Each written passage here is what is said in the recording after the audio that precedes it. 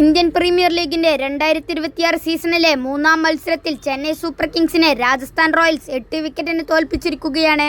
ആദ്യം ബാറ്റ് ചെയ്ത CSK 19.4 ഓവറിൽ 127 റൺസിൽ ഒതുങ്ങിയപ്പോൾ രാജസ്ഥാൻ റോയൽസ് 12.1 ഓവറിൽ വിജയലക്ഷ്യം മറികടന്നു.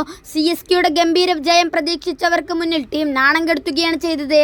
Rajasthan Royals Chennai super kings പോരാട്ടത്തെ ആരാധകർ ശ്രദ്ധിക്കാനുള്ള കാരണം സഞ്ജു സാംസണിന്റെ കൂടുമാറ്റമായിരുന്നു.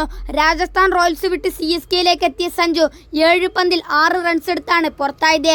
അതേസമയം CSK വിട്ട് രാജസ്ഥാനിലെത്തിയ ജഡേജ 2 വിക്കറ്റുകൾ വീഴ്ത്തി കയ്യടി നേടുകയും ചെയ്തു. ഇതിൽ CSKയുടെ ശിവം ദുബെയെ പുറത്താക്കിയതിനു ശേഷം ജഡേജ ഗൺ സെലിബ്രേഷൻ നടത്തിയിരുന്നു.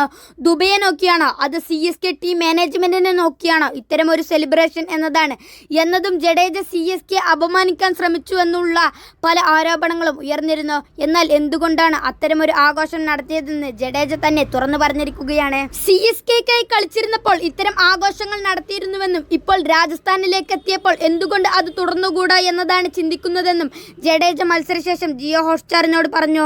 ഒരേ ഓവറിൽ സർഫറാസ് ഖാനെയും ശിവം ദുബെയും പുറത്താക്കിയ CSKയുടെ പ്രതീക്ഷകളെ തകർത്തതിൽ ജഡേജയുടെ ബൗളിംഗും നിർണായകമായിരുന്നു. എന്നാൽ മത്സരശേഷം CSKയിലെ മുൻ സഹതാരങ്ങളുമായി അടക്കം ജഡേജ സൗഹൃദം പങ്കുവച്ചു.